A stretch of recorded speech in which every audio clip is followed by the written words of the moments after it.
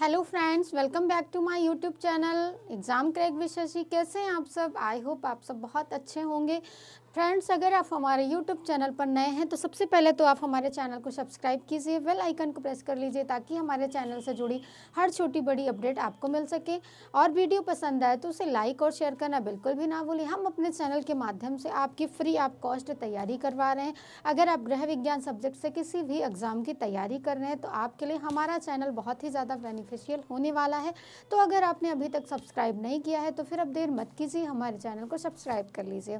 Friends, पिछली class में हम लोग कल ब्लीचिंग पढ़ रहे थे, यानी कि बिरंजक पढ़ रहे थे। उसी की क्लास को हम आगे कंटिन्यू करेंगे। कल का जो क्लासिफिकेशन था उसमें कुछ थोड़ी सी मिस्टेक्स हो गई थी, तो आज हम क्या करेंगे, उसी को कंटिन्यू करेंगे। उसमें जो मिस्टेक्स हुई थी उसको हम क्या करेंगे, आज सही कर लेंगे। तो आइए हम लोग सबसे पहले तो हमें ये पता चल गया था कि ब्लीचिंग हम करते किस लिए हैं। तो दाग धब्बों को हटाने के लिए करते हैं, सफ़ेदी लाने के लिए करते हैं, चमक लाने के लिए करते हैं, नयापन लाने के लिए करते हैं। इन सब चीज़ों के लिए हम क्या कर रहे थे, ब्लीचिंग कर रहे थे। और ब्लीचिंग करने के लिए जिन पदार्थों का हम यूज़ कर रहे थे उनको क्या कहा जा रहा था, ब्लीचिंग एजेंट या विरंजन कहा जा रहा था। और ब्लीचिंग को इंग्लिश में क्या कहते हैं, तो विरंजक कहते हैं। आज की जो हमारी क्लास है ये यही विरंजन पर है। हम क्या पढ़ेंगे सबसे पहले, तो आज हम ब्लीचिंग एजेंट पढ़ेंगे। आज हम क्या पढ़ेंगे, ब्लीचिंग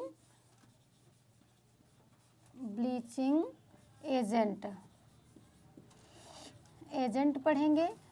इसको हिंदी में कहते हैं विरंजन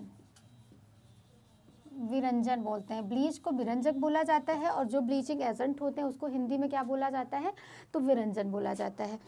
अगर हम ब्लीचिंग एजेंट की बात करें तो ये मुख्य दो प्रकार के होते हैं। कल भी हमने बताया था। तो कितने प्रकार के होते हैं, ये मुख्यतः दो प्रकार के होते हैं। पहले को हमने क्या कहा, तो पहले को हमने कहा ऑक्सीडाइजिंग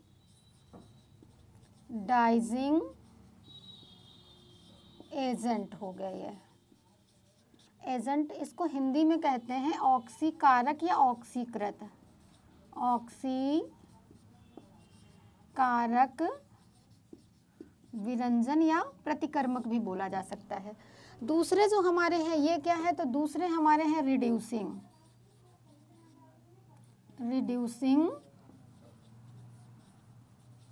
एजेंट। इनको क्या कहा जाता है, तो अपचयन, जो हमारे ये क्या है, अपचयन विरंजन है हमारे, या प्रतिकर्मक भी हम इसको बोल सकते हैं। कल हमने इसमें क्या बताया था, सबसे पहले अगर हम इसके प्रकार की बात करें तो इसमें हम लोगों ने क्या देखा था, जो सबसे पहले हमारा आया था तो यहाँ पर क्या था, सूर्य का प्रकाश था, प्रकाश, घास व नमी। दूसरे की अगर हम लोगों ने बात की थी तो दूसरे को हम लोगों ने क्या कहा था, दूसरे को हम लोगों ने कहा था सोडियम हाइपोक्लोराइड। क्या बोला था हमने, सोडियम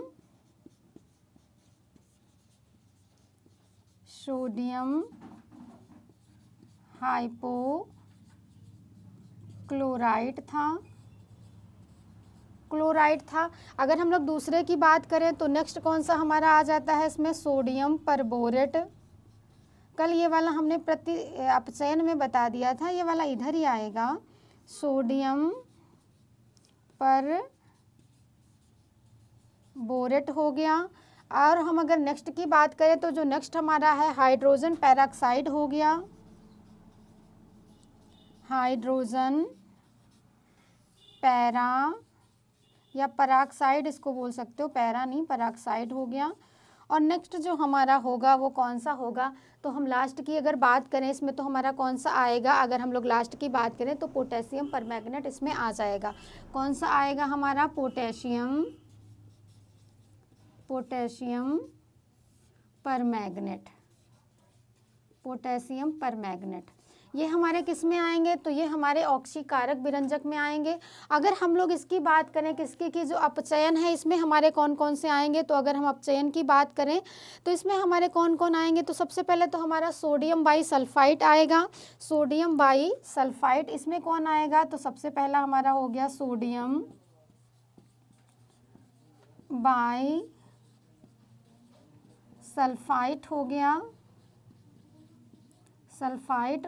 और दूसरा हमारा कौन सा इसमें आ जाएगा, तो अगर हम लोग दूसरे की बात करें तो सोडियम हाइड्रोसल्फाइड होगा, सोडियम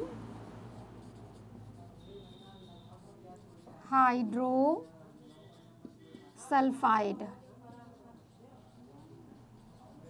सोडियम हाइड्रोसल्फाइड, ये हमारे क्या है, तो जो ब्लीचिंग एजेंट होते हैं, यानी कि जो हमारे ब्लीचिंग प्रतिकर्मक होते हैं, उनके क्या है, ये प्रकार हैं। इतने प्रकार के ब्लीचिंग एजेंट हम लोग यूज़ करते हैं। एक तो होते ऑक्सी कारक विरंजन। अभी ऑक्सी कारक विरंजन क्या होते हैं, तो इसमें होता क्या है, जो मुख्य तत्व इनका होता है, मुख्य घटक होता है, वो क्या होता है, ऑक्सीजन होता है, इसलिए इनको ऑक्सी कारक विरंजन बोला जाता है। ऑक्सीजन हमारा करता क्या है, तो कपड़े की सतह में जाता है जहाँ पर दाग लगा हुआ होता है। मान के चलिए यहाँ पर क्या है, हम हमारे कपड़े में दाग धब्बा लगा हुआ है। अब ये जो ऑक्सीकारक विरंजक है, जब हम इनका प्रयोग करेंगे तो ऑक्सीजन क्या होगी, यहाँ इनके संपर्क में आएगी और यहाँ पर जो भी हमारे दाग धब्बे होंगे उनके अणुओं को क्या करेगी, रंगहीन कर देगी, उनके यौगिकों को क्या कर देगी, रंगहीन कर देगी। तो वहाँ से हमारा जो दाग होगा वो क्या होगा, जब रंगहीन हो जाएगा, कोई रंग ही नहीं दिखेगा, तो दाग हमारा क्या होगा, चला जाएगा। ऑक्सीकारक ब्लीच हमारा इस तरीके से हमारे दाग को क्या करता है, कम करता है।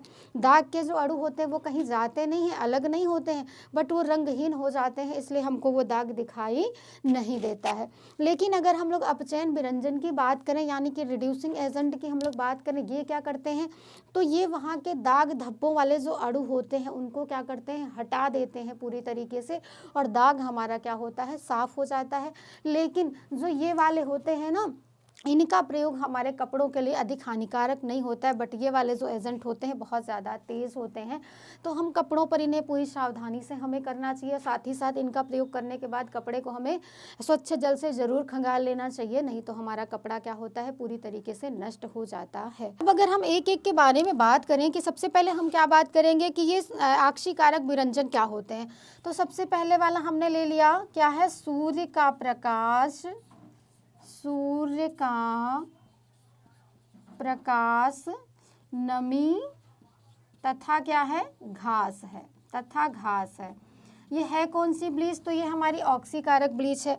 अब हमको ये पता है कि जैसे आप लोगों ने देखा होगा ना कि धोबी कपड़े धुलते हैं और धुलने के बाद क्या करते हैं, उनको घास पे फैला देते हैं। हम लोग देखते रहे घास पे तो हमारा कपड़ा गंदा हो जाएगा, ये घास पे क्यों फैलाते हैं, तो घास पे हमारा कपड़ा गंदा नहीं होगा, घास पर वो क्या कर रहे होते हैं, ब्लीचिंग कर रहे होते हैं, दाग धब्बों को हटाने का काम कर रहे होते हैं। क्यों, क्योंकि जो हमारा ये घास है ये क्या है, हमारे एक पौधे की कैटेगरी में ही तो आता है, ये हमारा क्या है, वनस्पतियाँ हैं हमारी, और जितने भी वनस्पति होते हैं ये क्या होते हैं, तो ये जब अपना भोजन बनाते हैं, यानी कि इनमें क्लोरोफिल उपस्थित होता है, सूर्य का प्रकाश लेते हैं, जल लेते हैं, नमी लेते हैं, और तो इनमें क्या करते हैं, अपना भोजन बनाते हैं, प्रकाश संश्लेषण की क्रिया होती है, और उस क्रिया के दौरान ये क्या करते हैं, ऑक्सीजन को मुक्त करते हैं, और वही ऑक्सीजन क्या करता है, कपड़ों पर जा करके कपड़ों के जो दाग धब्बे वाले यौगिक होते हैं उनको रंगहीन कर देता है, और कपड़ा हमारा क्या हो जाता है, साफ हो जाता है। तो इसमें ये चीज़ें होती कि सूर्य का प्रकाश इसमें होता क्या है, तो ये सबसे पहले तो किसके लिए है, ये सभी प्रकार के रेशों के लिए है, सभी प्रकार के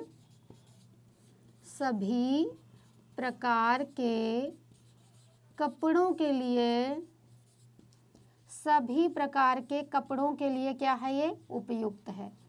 सभी प्रकार के कपड़ों के लिए ये क्या है, सभी प्रकार के कपड़ों के लिए उपयुक्त है। आप सभी लोगों ने देखा होगा, क्या देखते हैं हम लोग, धोबी घास पर डालकर कपड़ों को क्या करता है, ब्लीच कर रहा होता है, कपड़ों को ब्लीच करता है, यानी उसके दाग धब्बों को क्या करता है, हटाता है, ब्लीच करता है। इसमें होता क्या है, तो जब घास है इसको सूर्य का प्रकाश मिलता है और नमी या जल पाता है, कपड़े गीली अवस्था में होते हैं, इसमें फोटोसिंथेसिस की क्रिया होती है और ऑक्सीजन हमारा क्या होता है, मुक्त होती है, और जब ऑक्सीजन मुक्त होती तो कपड़े के दाग वाले भाग में जाएगी, वहाँ के यौगिकों को क्या कर देगी, रंगहीन कर देगी, और दाग हमारा क्या होगा, पूरी तरीके से चला जाएगा। नेक्स्ट की अगर हम लोग बात करें तो ये क्या है, हमारा सोडियम हाइपोक्लोराइड है। नेक्स्ट हमारी कौन सी ब्लीच आती है यहाँ पर, सोडियम